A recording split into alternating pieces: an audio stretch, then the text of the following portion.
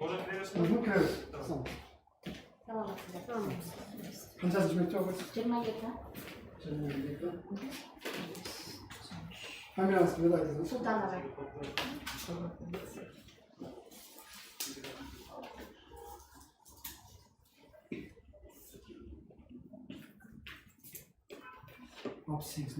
Siz geldiniz. 22 mekteptin sonra tusundağı kodun çevirmenizi Uşada'da. siz iyiniz. 10-5.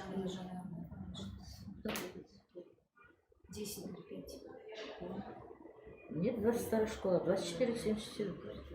22 школа. 22 школа, 1593. У всех разные. Разные, да? Да, разные. Я думала, у всех одинаковые. Yok, arkadaşlar. Все.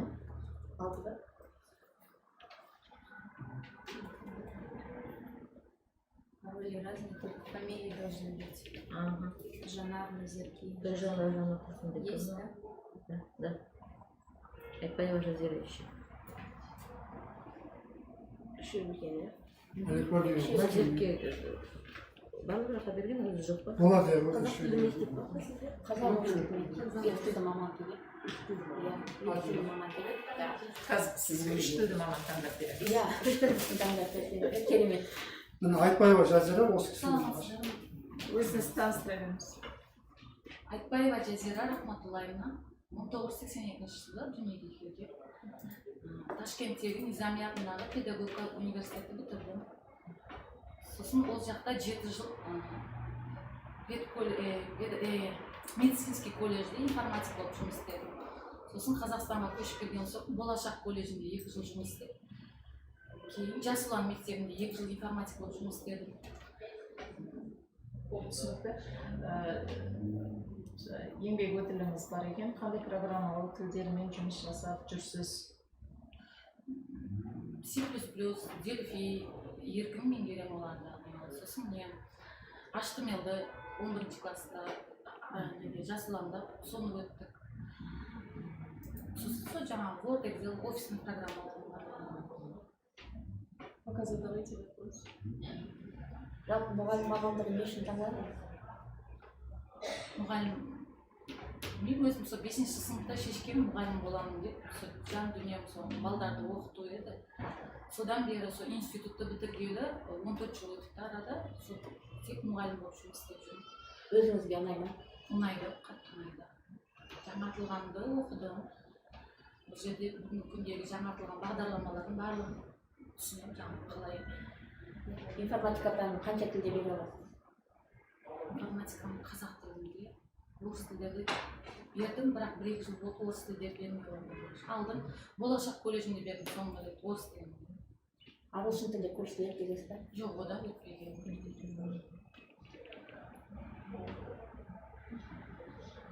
HTML білем дедіңіз. А? HTML тілінде бірінші ғасырға сабақ бердім дедіңіз. C++ді білемін дедіңіз, иә? Питон dışı. C++ді білемін дедіңіз, иә? Питон dışı. Жоқ, оны. Питон болды. Дельфиде основной жұмыс істедім колледжде. Неде жас ұланда HTML менен не еді ғой? Access соларды 10 класс соларды. Енді қазір программа өзгерді ғой. Биыл жаңа келеді. Бізде мектепте информатика мұғалімдеріне ноутбукты, күнделік кезет сияқты қосымша факталарды жұмысты жүктейді. Соған дайынсыз ба? Еркін меңгерем.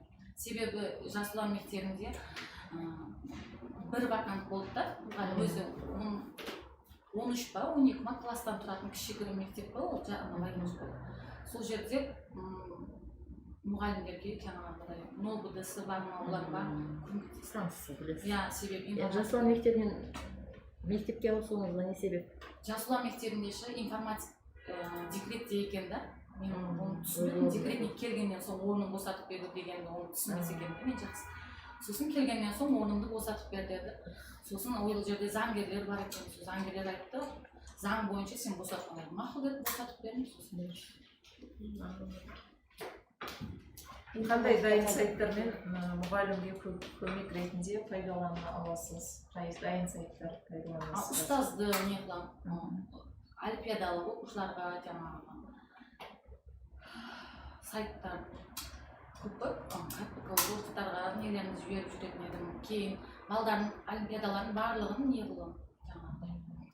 Кенгуру бар ма баламен жұмыс істеген көрініп тұрған мен жұмыс істеген. Информатика мұғалімдерге көбінесе мына вариативті бөліктен робототехника сияқты сабақтар береміз бәрінде.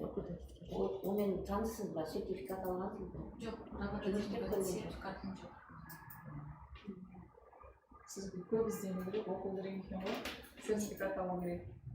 Мен анау математика, информатикада негізі диплом сол екеуінде қатар алып жүргенімде арада математикадан да не бар. Соны математикаға басым болып кетесіз ғой.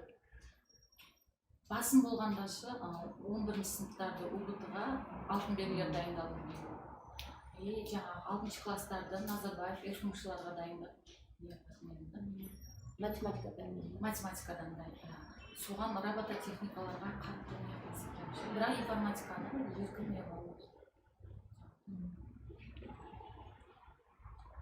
Балалардың қабілетін қалай анықтайсыз? Қабілетті ерекше балаларды қалай біліп, қандай алгоритм бойынша сол баланы жетістікке жеткізуге қандай не жасайсыз?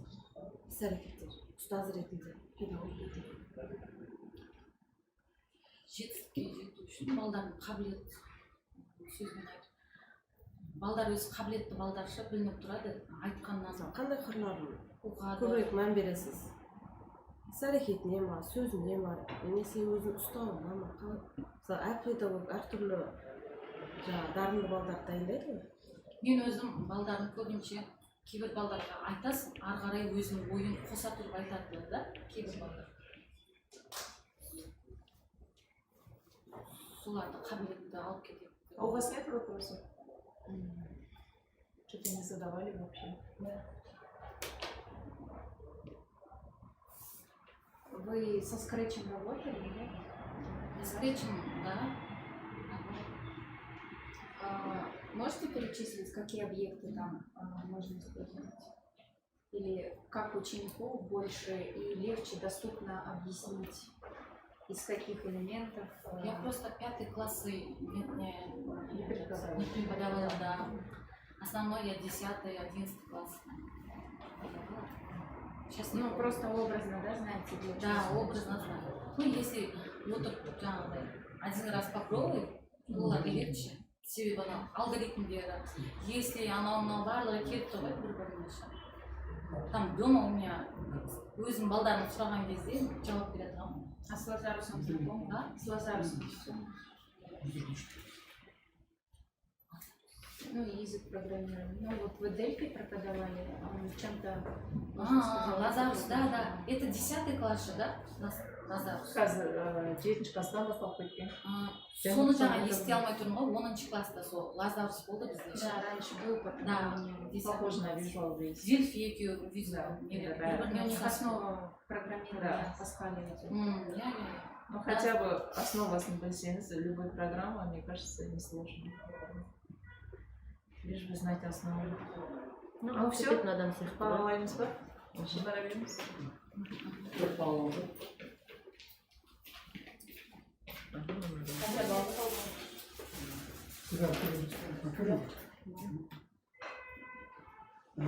Келесі. Кіреміз. Уақытымыз дамайықшы. Сіздің де уақыттарыңыз дамайық. Айта беріңіз өзіңіз туралы. Мен Тойжанова Жанар Тұрсынбекқызы Бәйдібек ауданында Терек жалпы аудан мектебінде жұмыс жасадым 10 жыл. Қазір декреттік кезеңде бітіп жатыр. Осы сентябрь айында жұмысқа түсем керек. Сол қалаға көшуіне байланысты мектепті ауыстыру керек болды. Сол үшін конкурсқа қатыстым. Информатика пәні мұғалімі. Жалпы Қай сабақтарға сабақ бересіз? Сыныптарға сабақ беріп келдіңіз. 3-тен 11 сыныпқа дейін бердім ауылда. Қай университет бітірдіңіз? Шымкент университетінде. Сосын осы былтыр 2019-да 9 айлық курс информатикадан жіберген, соны аяқтадым. 9 айлық курс қандай? 3 тілділік па? 3 тілділік па? 3 тілділік. Do you speak English? Yes, I do. Let me introduce yourself, please, in English. My name is Tojanova Janar. I am teach IT. I am 31. Yeah. I like teach students. What level? Yes. You have certificate? Kids.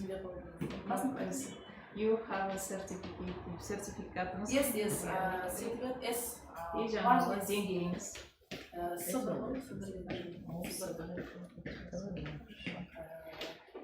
Қандай программа Үштен тілдерін бастап білесіз? Программалау тілін бар. енді біз Паскальдан бердім, алгоритмді алттан бастап алгоритм, сосын оны түсінікті. Сіздің өзің білетіңіз? өзім сол Паскаль программалау тілін. Паскаль Паскальды программалау білесіз. тілін оқушыларға компьютер енгіземін, сол арқылы жұмыс жасаймын, сол арқылы олимпиадаларға дайындадым оқушыларды, соған Паскальдан бердім ғой. Үштен 11-ге дейін берсеңіз бәрін біледі екенсіз онда иә. Бізде бір сыныптан ғой. Скетчапты айтып беріңізші. Скетчап программасы, модельдеу программасы ол жаңағы оқушыларды, бастауыш оқушыларға қазір 4 сыныпқа енді ғой, былтыр алдын мен беріп жүрген 5 сыныпта тұғын. Скетч программасы 5 сыныптан басталған. Модельдеу оқушыларға қызықты да, ішінде программамен жұмыс жасаған. Сөйлету, ана қоншықтарды, мишкаларды сөйлету программа, модельдеуге арналған программа. 390 жұмыс жасадыңыз ғой өткен оқу жылында? Мен сентябрьде, былтыр 2019 сентябрь айында жұмыс оқуда болдым.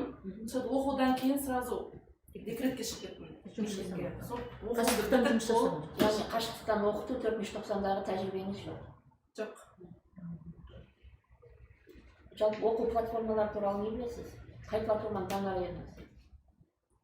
Жаңартылған оқу программасымен жұмыс.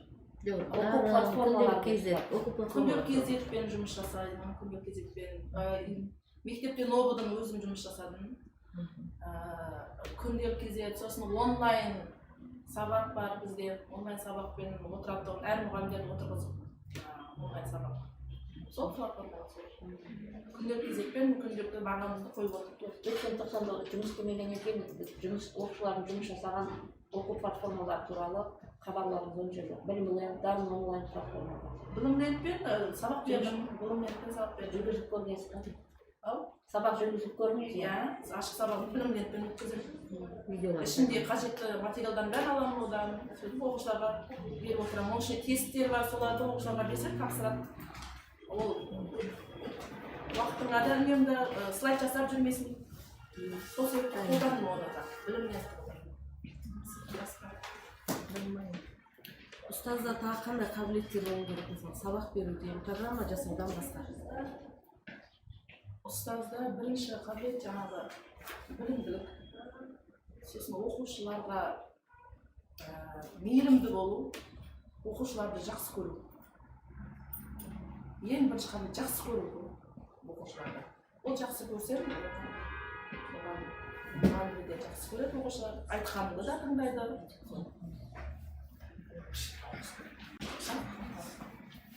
Смажок. Можете вспомнить структуру программы Паскаль? Паскаль программалау тілін ба? Бізде бірінші Паскаль программалау тілін жүйелеу жұмыс жасаған алгоритм құрып аламыз. Одан кейін барып оның блок схемасын құрамыз. Одан кейін барып программаға енгіземіз. Программа Паскаль тілінде жаңағы ағылшын тілінде жүреді. Барлық сөздердің барлығы үтір нүктесіне дейін ағылшыннан беріледі. Жұмыс істейтін жеріңіз мектепке жақын ба? Ұзақ тұр. Неге таңдадыңыз? Егер де жұмыс уақытында үлгере алмаған, ол да ұстаздың жаңағыдай. Орыс, қазақ тілінде бірдей жүргізесіз ба сабақты? Жүргізе аласыз ба? Қазақ тілінде, орыс тілінде білемін, түсінемін, бірақ былай сөйлеп айта алмаймын. Ағылшын тілінде начальный енді бастамасын үйреніп жаттық та.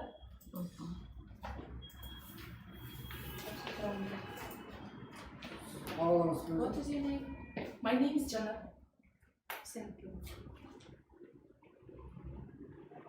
Алипа назарке келген жоқ. Сұрағыңыздар екен, жақсы салыңыздар. Екеу. екінші Назерке келмеді ма? Келмеді, 3 үміткер тапсырған ба апай? болды ғой иә шешім шығарыңыздар сосын шақыртасыздар сөйтіп бірден айтып жіберулеріңіз керек. Оценку ставьте.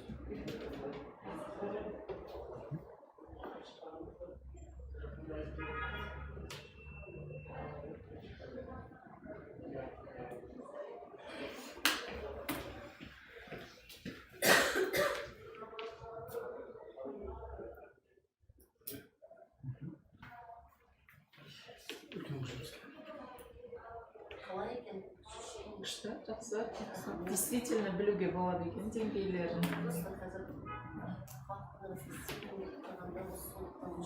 дұрыстап қарау керек. Біз жақсы мұғалім таңдап информатика мықты болса сіздер жақсы. Жаңа бір бала келді, жақсы, действительно. Бірінші кірген бала.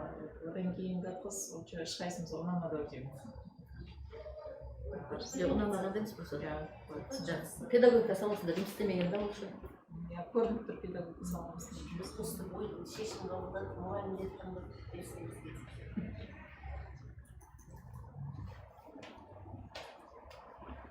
Сыбайластыққа жол жоқ, ашылып біз 100%-да мен өзіме статистиканы жазып тастап мен түсінемін оны. Халықтың Абай оңды көресіз.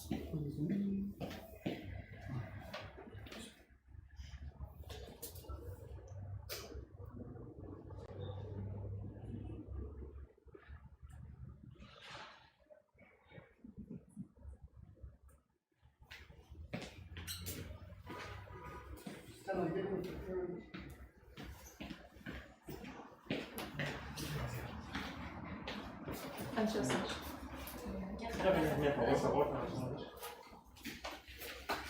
Sonra kameranın altına götürüyorlar ya. Жаңа табай сізге көрсетсем болады ма?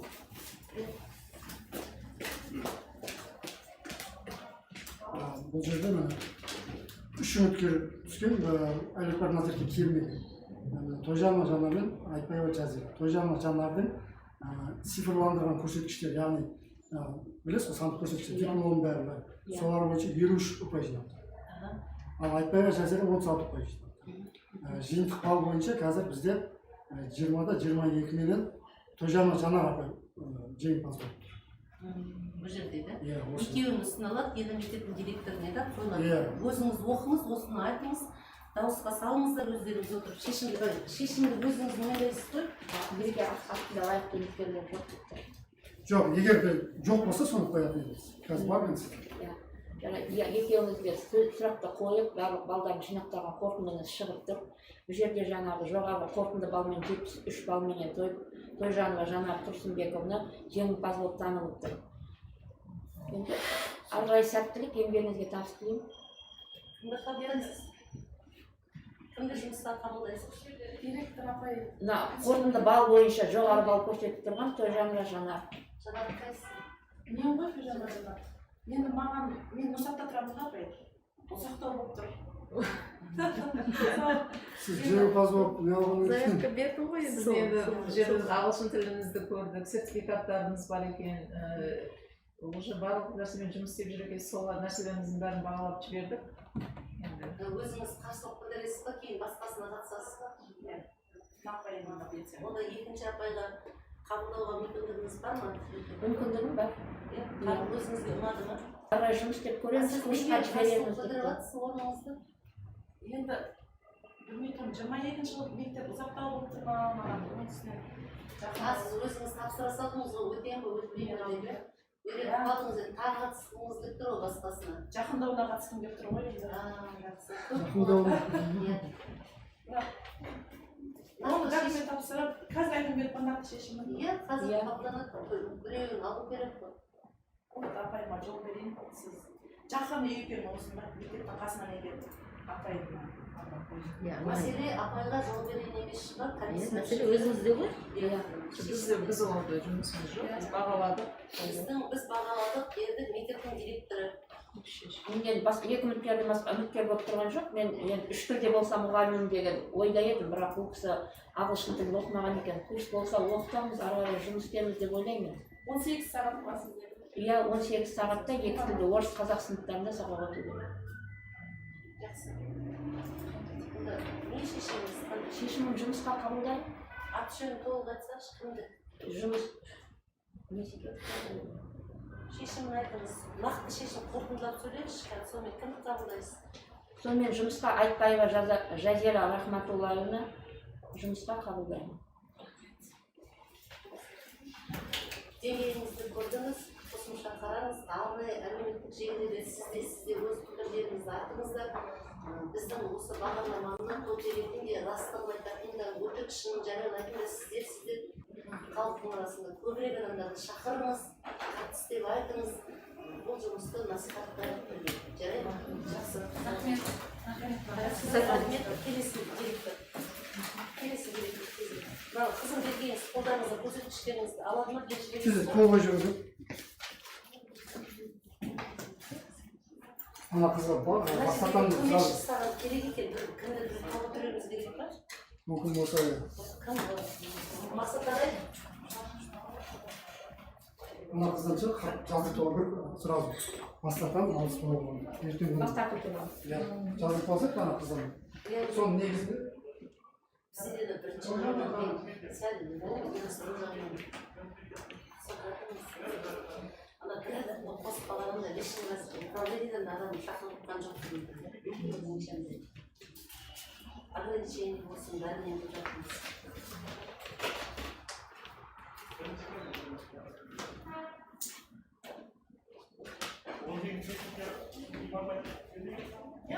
kova koydum. 3 gün Рахмет сізге. siz bir kısmı hastalıklarından bazı gezilikleri осы шешім шығарсыздар. Қосымша жазып қоямын. Иә.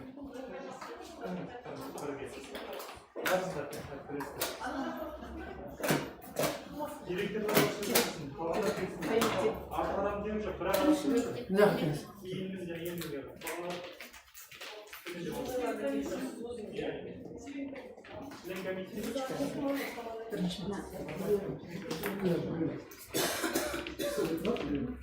Kızın kız жазып. Рахмет сіздерге.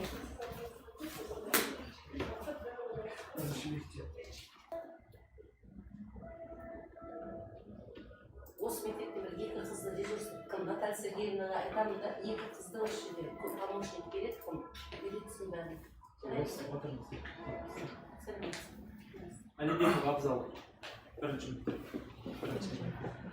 Дежурство берсінші, бір екі Абзал өзіңіз туралы айта беріңіз. шақырсыншы, үйретсін. Есімім Алибеков Абзал. Қалдыбай ауылы, 1995 жылғымын. Көкшетау қаласында оқу бітірдім, информатика пәнінің мұғалімі. 5 жылдық стажым бар, мектепте жұмыс жасадым. Алматы қаласында мектепте жұмыс жасадым. Өзім Шымкенттікпін, кейін өз еліме келіп, сонда жұмыс жасап жүрмін. Алматы қаласындағы мектепте қандай программалық өздеріңе жұмыс жасадың? Паскаль, Delphi, Lazarus. Үлкен сыныптарға C++ бердік. Өзімше қосымша тағы Python'нан білдім. Сол тілдерді білесің ғой? Сабақ беріп жүрміз. Иә, әрине.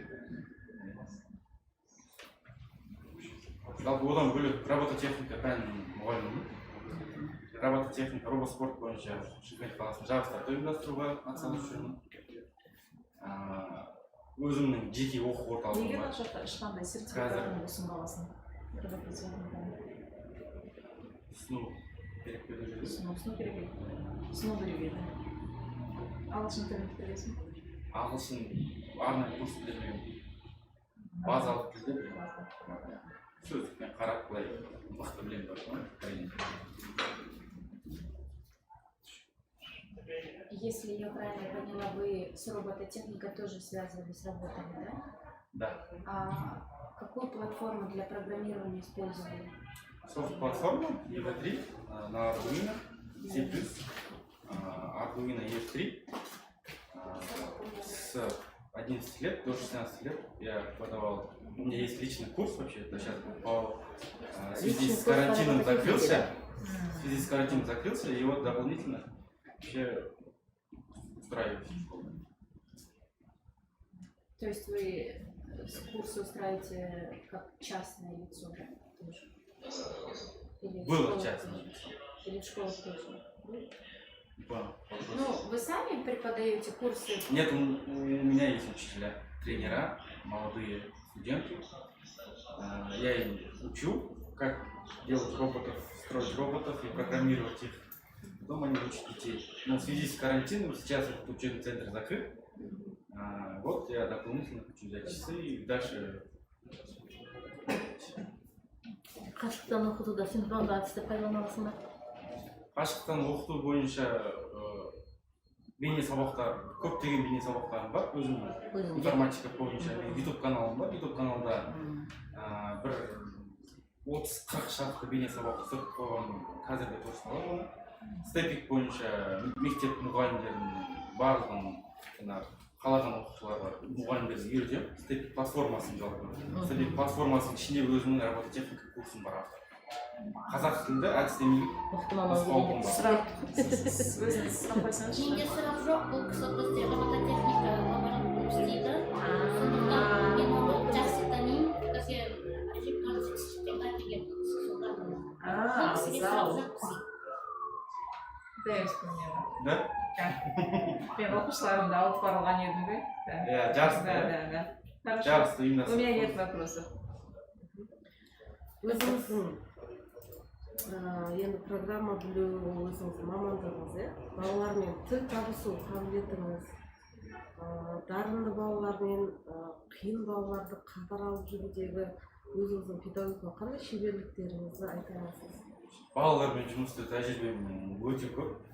Мен студенттік кезден бастап, лагерьде тәрбиешіден бастап, воспитатель болып, лагерьдің модераторы болып, лагерьді ұйымдастырумен қазір жаз уақытында жалпы лагерьді жүргізу тәжірибем бар. Жалпы мектепте болсын, оқу орталықта болсын, балалармен жұмыс істеу тәжірибем өте көп. Дарынды балаларды өте оңай анықтау, олар шапшаң болады. Олардың алға ұмтылысы, олардың алға деген активності өте мықты болады. Тек қана мұғалімнің оның қызметі, оны бағыттау. Егер мұғалім дұрыс бағыттаса, ол бала дұрыс кетеді. Мұғалім дұрыс бағыттамаса, ол бала теріс кетуі мүмкін. Ал баяу қимылдайтын балалар да дарынды болуы мүмкін. Тек ол мұғалімге байланысты оны анықтау. Өзіңіздің өмірде үлгі тұтатын адамыңыз? Өмірде үлгі тұтатын адамдар көп.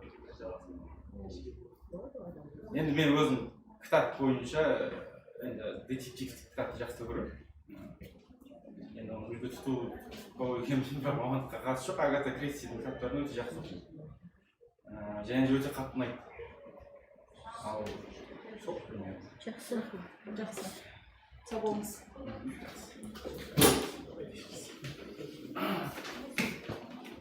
Келесі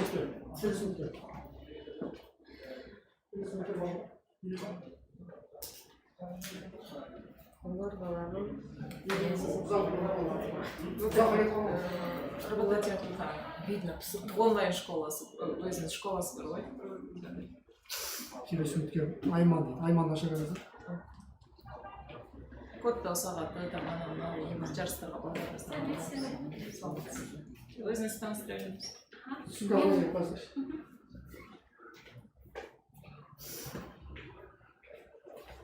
Менің есімім Балмұратова Айман Бекболатқызы. Жасым 22-де Оңтүстік Қазақстан мемлекеттік педагогикалық университетінің физика-математика факультетіндегі информатика пәніне 2019 жылы оқуды аяқтадым. Стажың жоқ қой? Жоқ, бір жыл общий стаж бар. Инженер юридического отдела болып жұмыс жасаған. Не үшін мамандық таңдадың? Мұғалім мамандығы? Менің отбасымда бүкіл кісі мұғалімдер. Сол сияқты мен де өзім мұғалім болғым келді. Соның ішінде неге информатика мамандығы? Себебі информатика мамандығы ол күннен күнге дамып келе жатқан мамандық, күннен күнге көптеген сыныпта қандай программаларды білесің? Мен қазір начальный классы Scratch, 3D моделирование, Adobe Photoshop, Pascal, C++, және қазір Python'ды үйреніп келемін. Python баспаға шығару операторын айта салшы. Жоқ, мен Python'ды енді үйренемін. Жоқ, баспаға шығару операторын айта сал. Python. Хорошо. Айман ғой, иә? Айта беріңіз, сұрақтарыңыз. оқушыларға арналған порталдар бар ғой, қашықтан оқытуға арналған. Қандай порталдар білесіз? Күнделік кезек, сосын білімленд, мектеп. Қазір мектептерде біз оқыған кезде бізде обновленное содержание образования оқытуда, яғни жаңартылған білім беру мазмұны. Себеп ол жаңартылған білім беру мазмұны ол өте тиімді. Министр білім басқармасының министрі Аймағамбетов Асхат мырза айтқандай, жаңартылған білім мазмұны ол кезде мұғалім бүкіл знанияның несі болмайды да, источник незнания, ол просто путеводитель. Яғни мұғалім ол оқушыға жол көрсетеді, ал бала өзі анализировать ету арқылы, мышление, өзінің фантазиясын қосу арқылы өзі сол пәнді игеруі керек та. Соның кезінде информатика осы кезде өте қатты көмектеседі. Себебі мысалы қараңыздар, Scratch бағдарламасының немесе 3D моделированияны алған кезде 3D моделирование қазір информатика қателеспесем 3-4 класстардан қосылып жатыр. 3D моделированияның осы 3 класстарға арналған онлайн тайм-карт деген программа бар. Ол кезде оқушы өзінің фантазиясындағы үйін, самолетін, бізде кішкентай балаларға үй құрастырғанды, самолет құрастырғанды, сосын өзінің үйінің проекттерін жасаған жақсы көреді ол өзінің фантазиясымен. Енді бізге сол программа көмекке келеді. Яғни оқушы өзінің ойындағы үйді құрастыра алады. Ол мысалы ертең ол оқушы заманға сай архитектор болса, немесе бір Google сияқты бір Amazon сияқты программаларды ашқан кезде бұл қыздың уже шығармашылық жұмысы дайын екен. Уже началасын үйретеді да. Жаңартылған бағдарламаны университетте оқытты ғой, иә? Жаңартылған бағдарламаны университетте оқытты ғой, иә? Енді осы жаңа айттың ғой сен, балдарға біз бағыт берушіміз деп, иә? Сол балдардың жаңа білімді алуда бағыт беруде қандай әдіс тәсілдерді пайдаланасыз? Блум таксономия қазір кеңінен қолданылады. Ол Блум таксономиясы, яғни знание, применение, анализ, синтез, потом оценка.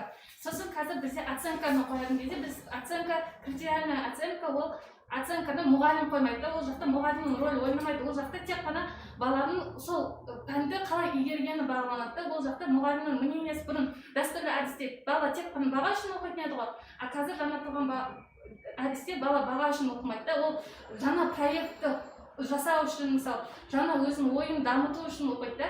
Енді бағалау екіге бөлінеді, критериальный бағалау, формативный и суммативный. Түсінікті. Менде сұрақ жоқ. У вас есть вопросы? Мне кажется, тоже никого уже вопросов нет. Спасибо.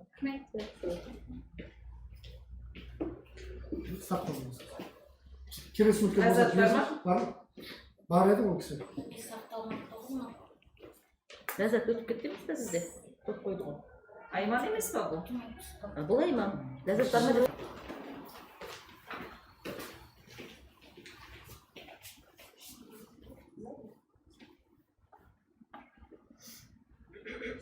Sizde mынандай болып тұрады. Цифрланған көрсеткіштер бойынша осыда 16, ол жаңа диплом негізінен бастап. Қазіргі жинаған балы бойынша 24 жинақтыр, әлі абзал 25 жинақтыр. Енді осының ішінен екеуін сіз таңдауыңыз керек. Сіз екі орын керек па? Бізге негізі 3 адам керек. Бірақ қазір мен мына жасын көрмей тұрмын ғой, мына екісін алып отырмын. Екеуін ала бересіз ба? Біреуін жеңімпаз ретінде, біреуін еңбек резерв бойынша аласыз. Біз қазір хаттамасын шығарып беремін. Екеуіңізде Жастар спортсың директор айтсын онда. Айтты қазір. Сіздің қайттыңыз ба? Мен бағаладым үші. 36 екен. Айтсаңшы, айтып жүрсеңші. Ал құрметті әріптестер, біздің мектепке қош келдіңіз. Комиссия мүшесі бәрі қолдап, иә? Bir ağızdan қолдап. Рахмет, сендердің мақтаймыз. Бұны осы жарайсыңдар. Талмай еңбектеніңдер, бәрі жақсы болады. Екеуі де тақылдап тұр. Екінші қыз бізге сабақ керек қой. Иә.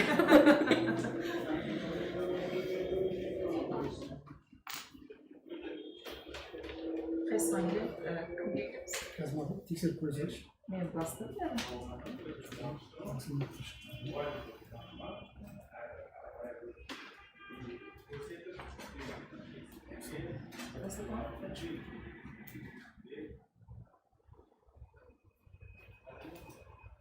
Siz kim korkmadınız? Köyümüz kiresi. Сиз кай мектеп? Протокол шығарып беріп жүрмін. Қазір болмаса кішкене сіз әлі бар ма, иә? Иә, ол не? Сіз сыртта күте тұрыңыз ғой. Кай мектеп кіреді?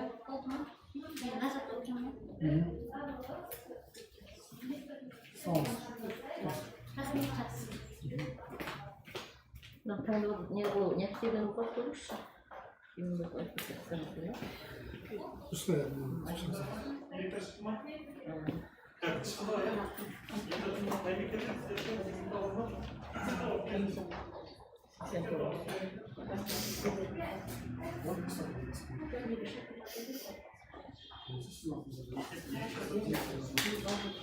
Қандай мектеп кіреді?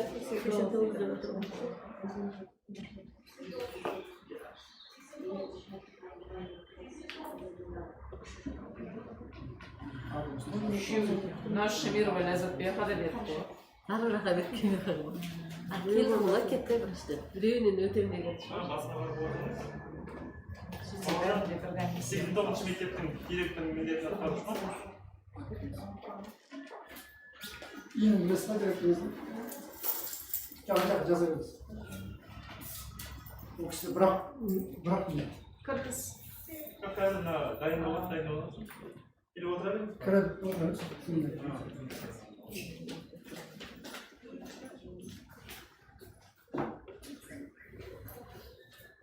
Атыңыз кім? Осыдан кейін бір үміткер бар, сонымен информатика бітеді. Информатика бітті. 18-ші мектеп кіріп қойды. Көшбай Ахмет. Өзіңіз туралы айта беріңіз. Өзім туралы. Мен Қазақ ұлттық университетінің магистрі, техника ғылымдарының докторымын. Техника ғылымдарының магистрімін. Бірақ менде педагогикалық білім жоқ. Мамандығым программист. Бірақ 2 жылдан бері фактически түрде менде педагогикалық жағынан опыт бар. Формальный стаж жоқ, бірақ өзімді сынап көруге келдім. Педагогикалық білім жоқ болса да, сізді мектепте сабақ беруге не қылдыңыз? Жоқ, мен жекеменшік мектепте сабақ бердім. Жекеменшік мектеп ала береді ме екен сонда Иә, ол педагогикалық? жақта тест тапсыру арқылы, әртүрлі этаптардан өту арқылы жұмысқа қабылдандым. Ол жақта математика және логика сабақтарына сабақ.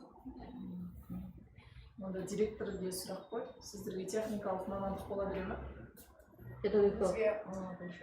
Бұл кісінің қазір стажы жоқ деп тұр ғой. Бізге білікті маман керек болып тұр. Бізде STEM лаборатория, бізге былайша айтқанда IT маман қажет болып тұр. Менің мамандығым IT. Лабораторияның бәрін жұмысқа түсіріп, қазір уақытта жұмыс жүргізетін маман. Сізге сонда педагог емес, маңызды IT мамандық, иә? Деген бөлек, педагогикалық мамандық деген бөлек. Оны түсінетін шығарсыз, иә? Вот сол жағынан сізде қазір қиындық туындайды сабақ беру кезінде. Мне кажется, ол менің білуімше ол заңсыз да деп есептелінеді. Сосын биылғы көп өзгерістер болды, министрдің жарлығы.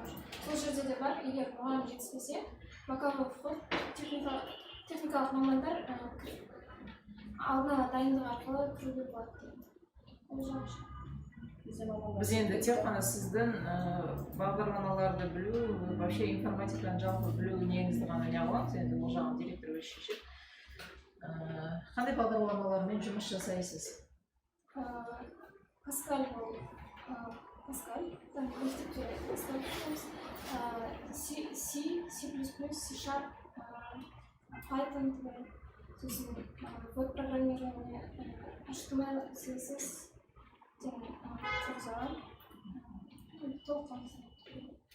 Python тілінде жұмыс жасадым дедіңіз, баспаға шығару операторын айтыңызшы. Баспаға шығару операторын. Егер оны мәтін ретінде шығаратын болсақ?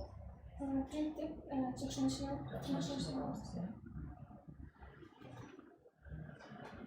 SketchUp-пен жұмыс жасағасыз ба? Жоқ, жұмыс жасаған жоқпын. Вообще 3D-мен жұмыс жасағасыз ба? бізге керегі осылар. И скретч бағдарламасы балдарға арналған ойын құрастыру бағдарламасы. Онымен де жұмыс істейміз. Сайт жасай аласыз ба? конструктивно жасалған. Конструктивно жасай аласыз. Несін айтып беріңізші, негізгі мәтін қай неде шығады? Олай негізі сауаты жақсы да, енді бірақ енді ол не жағынан диплом жағы қандай болады? Дипломды сәйкес келмесе де голосовать кете беруімізге болады ма? Сол диплом Жоқ, сәйкес егер не болмаса ұсынылмайды дегенді басын көреді. онда дипломына сәйкес енді мен бұл кісіге түсіндіріп айттым. ұсынылмайды. Біліміңізде мін жоқ, бірақ енді білмеймін. Диплом ғана причина болып тұр ғой енді. Жалпы STEM лаборатория жайында түсінеміз ба? Қандай оборудование болады? Қалай программирование жүреді ішінде? 3D моделирование. 3D-ні білмеймін деп отыр ғой, бұл қыз основной мәтін. Скретч па? Иә, көп қой түрлері. Blender бар, 3D Max бар. Инструм бар негізі. Барлық программаларды біліп ұқсасын. Жұмыс істеу барысында біліп алған дейді. Сіз үйретуге барасыз ба? Информатика пәні барлығы. Жоқ, болар еді, бірақ біз қазір қашықтықтан бастайын деп отырмыз ғой.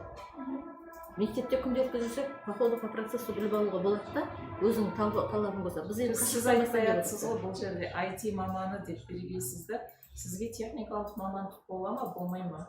Жоқ, бізге в основном IT керек. IT педагогикалық па или IT техникалық мамандық керек па сізге? IT педагогика. IT Баламен жұмыс жасайды бұл жерде. болашақта сағат аламын дейді бәрібір. Иә.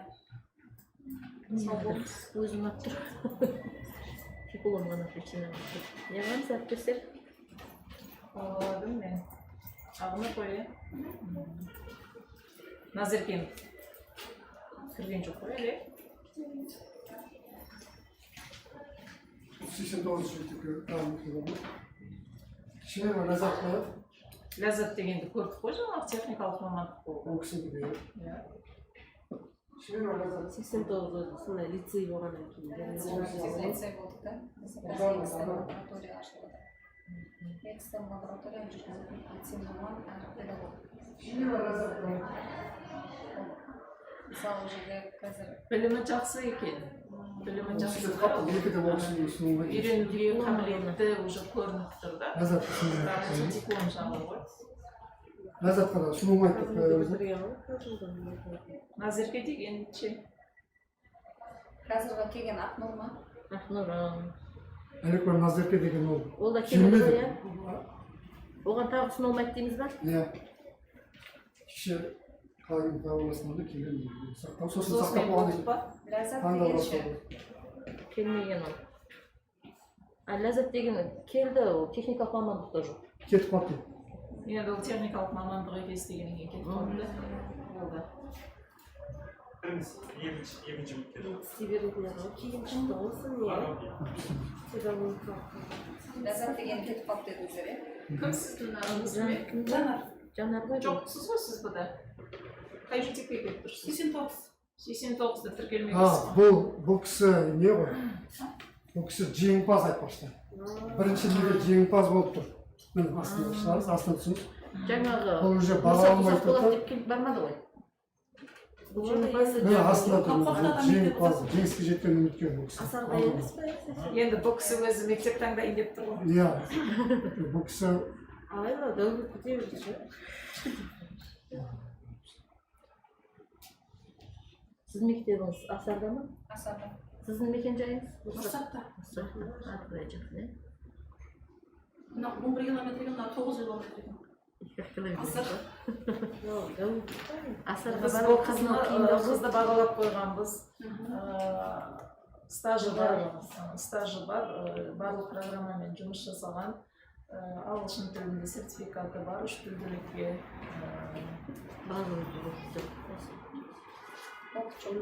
Опыты бар, иә. Тәжірибең 10 жыл ма? Ауылдағы? 10 жыл, информатикадан 10 жыл. 2010-нан бастап.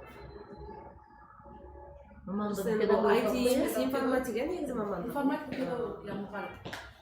Информатиктер.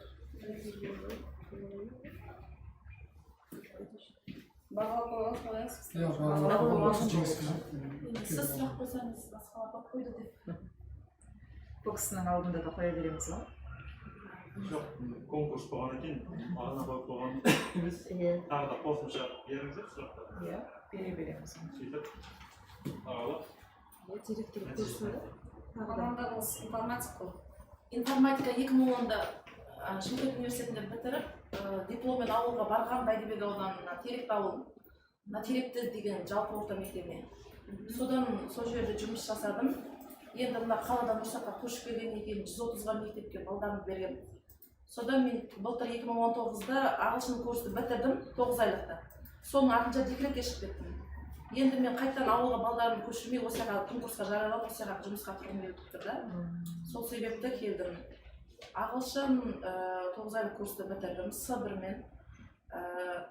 Жаңартылғанды оқығанмын, деңгейлік 3-ші деңгейлікті оқыдым. Сертификат сосын басқа да жетістіктерім бар.